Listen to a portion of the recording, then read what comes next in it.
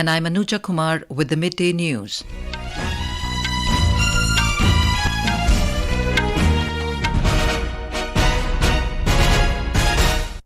The headlines. ISRO plans to launch India's first solar mission Aditya-L1 satellite this month. Fifth and final lunar-bound orbit maneuver for Chandrayaan-3 performed successfully. G20 Digital Economy Working Group meeting begins in Bengaluru. Nation pays homage to former Prime Minister Atal Bihari Vajpayee on his death anniversary today. BJP's Central Election Committee to meet today in New Delhi to discuss poll strategy for upcoming assembly elections. All schools and colleges closed in Himachal Pradesh today due to inclement weather, and Parsi New Year, Navroz, being celebrated today. And now the news in detail. The Indian Space Research Organisation ISRO is planning to launch India's first solar mission Aditya-L1 satellite this month. It will carry 7 instruments to study the solar atmosphere, solar magnetic storms and its impact on the environment around Earth. The satellite will be inserted in a halo orbit around L1 point between the Earth and the Sun. Aditya-L1 will take around 109 Earth days after launch to reach the halo orbit called L1, covering a distance of over 1.5 million kilometers. We spoke to the director of UR Rao Satellite Center in Bengaluru, Dr. M. Shankaran, about the Aditya-L1 mission. Aditya-L1 is a satellite to study about the sun. Now for this, the satellite is going to be placed in an orbit at a point called the L1 Lagrange point. This is a point between Sun and Earth. Actually, the satellite is not going to orbit around any physical body. It is going to orbit around a point in space, so that the satellite will not be obstructed by anything when it is looking at Sun. No eclipse will be there. It will be all the time looking at Sun. So that is Aditya-L1 mission. The fifth and final lunar-bound orbit maneuver for the Chandrayaan-3 spacecraft was performed successfully today morning. The spacecraft is now revolving in an orbit of 153 into 163 kilometers as intended. ISRO said the separation of the lander module from the propulsion module is planned for tomorrow. After separation from the propulsion module, the lander that carries rover will slowly soft land on the surface of the moon near its south pole on August 23rd at 5:47 p.m. The mission objective of Chandrayaan-3 is to demonstrate safe and soft landing on the lunar surface and move the rover on the surface and carry out in situ scientific experiments.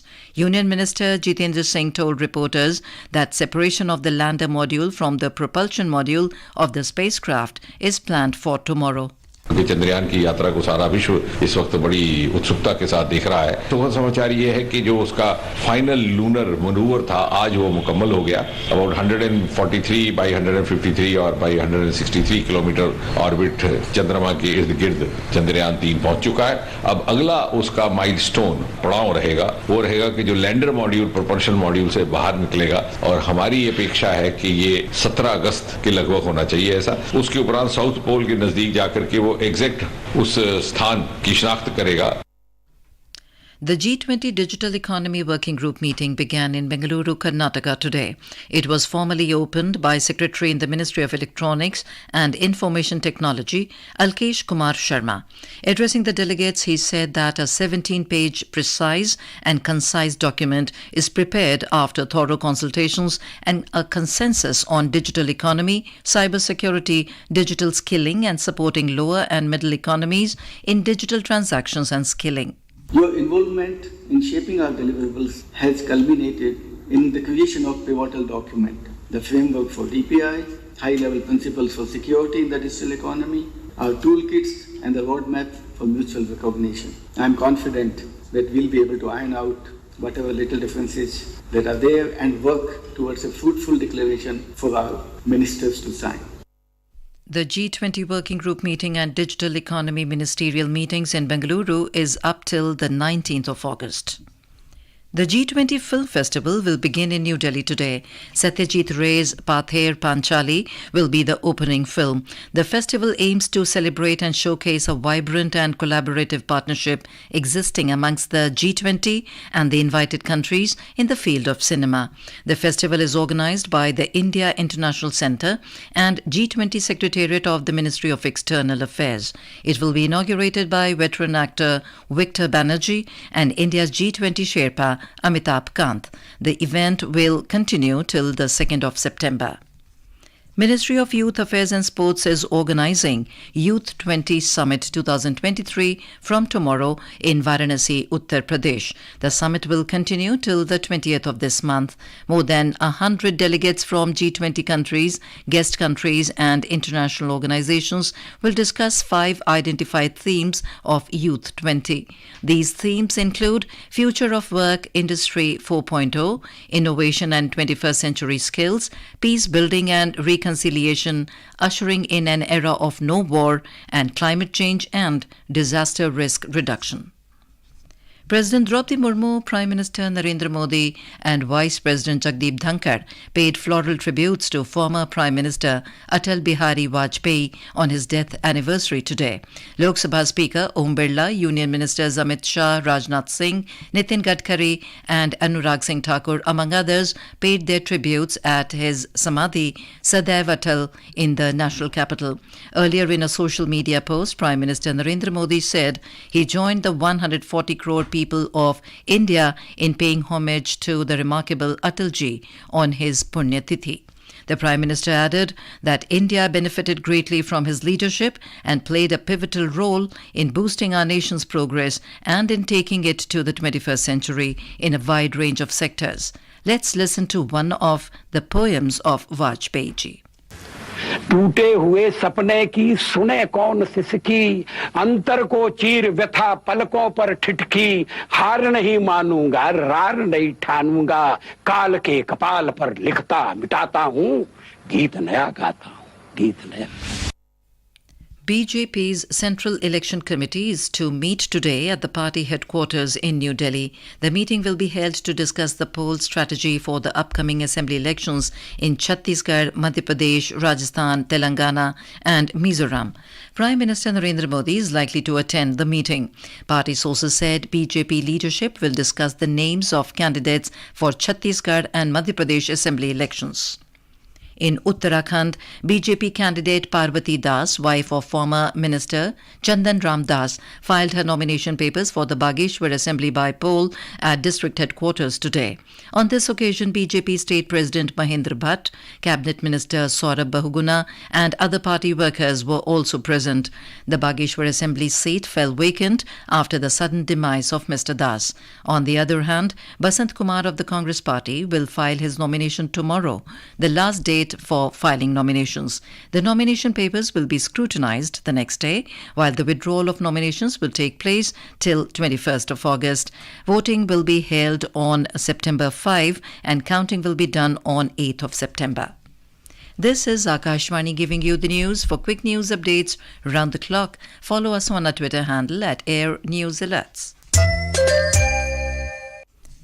In Himachal Pradesh, landslides triggered by heavy rain has affected normal life. Rescue operations are continued in the landslide-affected areas of Shimla's Summerhill, Krishnanagar and Pagli.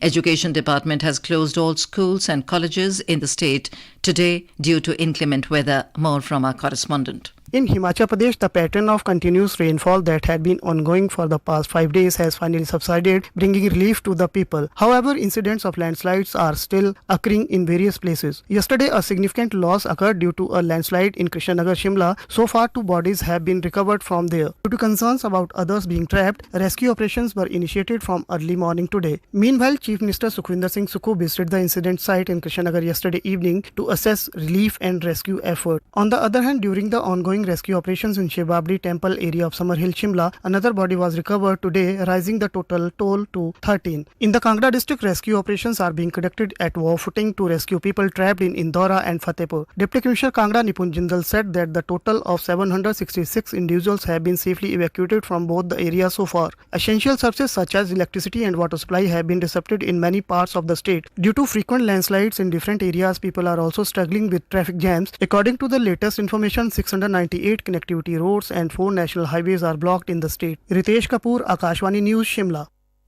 We spoke to senior scientist at IMD, R.K. Jinamani, about the latest weather condition. Himachal Uttarakhand में तो बारिश बहुत ही कम हो रहा है last 24 hours में जो कुछ हुआ था वो 13th नाइट में ज्यादा हुआ था लेकिन अभी रिडक्शन बहुत चल रहा है रेनफॉल कम है कोई वार्निंग नहीं है only heavy rainfall yellow colour alert है ऑरेंज रेड का नहीं है और बाकी जो है अभी जो मानसून का जो पोजीशन ऐसा है कि मानसून का जो मेन सिस्टम है कहलाते हैं वो फुटहिल्स में है इसलिए मेजर पार्ट्स ऑफ इंडिया में कोई वार्निंग नहीं है ना हमारा जो दक्षिण भारत में है गुजरात राजस्थान कहीं भी बारिश बहुत कम चल रहा है तो अभी तो कोई वार्निंग नहीं ओनली पूर्वोत्तर राज्य सिक्किम एरिया ये सब जगह में yellow alert In Uttarakhand, chopper has been deployed to rescue stranded pilgrims and tourists after the Rashi Gondar bridge collapsed at Madmaheshwar following heavy rains 2 days back in Rudraprayag district. A temporary and alternative helipad has been set up at Nanu to airlift the stranded people. In Chamoli district, 2 people were killed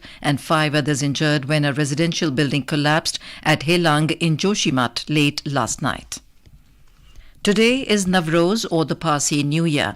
It is the most widely celebrated festival of the Parsi community. This is seen as a harbinger of peace and prosperity. In Mumbai and suburbs, Parsi community is celebrating the festival with great enthusiasm. More from our correspondent. In Persian, Nav stands for new, while Roz means day, that literally translates to new day. Mumbai has a sizable population of Parsi community and many Agaris. Parsi community members have been offering prayers in these Agaris since morning. Their houses are decorated with rangoli and flowers. Many Parsi homes have prepared traditional delicacies like ravo and sutrafeni along with others. Jivan Bhavsar, Akashvani News, Mumbai. President Draupadi Murmu has greeted the people on the occasion of Parsi New Year. In her message, President Murmu said, Parsi New Year Navroz is a festival of faith, joy and enthusiasm. She said this festival gives people an opportunity to help the needy. WHO Traditional Medicine Global Summit is going to start from tomorrow in Gandhinagar, Gujarat. This 2-day summit will be organized by the World Health Organization and co-hosted by the Ministry of Ayush. The Director General of WHO, Dr. Tedros Adhanom Ghebreyesus, will inaugurate the event in the presence of Health Minister Mansukh Mandavia and Ayush Minister Sarbanand Sonowal. In an exclusive interview to Akashvani News, Secretary of Ministry of Ayush, Rajesh Kotecha said extensive deliberations will be held on using evidence-based knowledge for traditional medicines and leveraging traditional medicines for achieving the Sustainable Development Goal of universal health for all. More than 90 countries are sending their representative, member countries of WHO, and all regions are represented. And then traditional medicine experts, traditional medicine enthusiasts, scientists, and then policy makers. They are all participating. And for these 2 days, there are a lot of deliberations, mainly how evidence generations can be used for the translation of traditional medicine in public health, and also how traditional medicine can be leveraged to achieve the SDG goal number 3, which is universal health for all. The key domestic share indices were trading almost flat in the afternoon trade. The BSE Sensex was trading near 65,400 level, while the NSE Nifty was near the 19,400 points. Both indices slipped marginally amid negative global cues. The Sensex was 5 points down to trade at 65,397, while the Nifty was trading 13 points down to trade at 19,420 a short while ago. UK Prime Minister Rishi Sunak participated in the recitation of the Indian epic Ramayana. The program was led by spiritual leader Murari Bapu at Cambridge University event yesterday. Beginning his address with the chant Jai Siya Ram, Mr. Sunak expressed his honour to be present at Murari Bapu's Ram Katha on the Indian Independence Day. And now, before we end the bulletin, the headlines once again. ISRO plans to launch India's first solar mission, Aditya-L1 satellite, this month. Fifth and final lunar-bound orbit maneuver for Chandrayaan-3 performed successfully. G20 Digital Economy Working Group meeting begins in Bengaluru. Nation pays homage to former Prime Minister Atal Bihari Vajpayee on his death anniversary today. BJP's Central Election Committee to meet today in New Delhi to discuss poll strategy for upcoming assembly elections. All schools and colleges closed in Himachal Pradesh today due to inclement weather. And Parsi New Year Navroz being celebrated today. And with that, we end the midday news.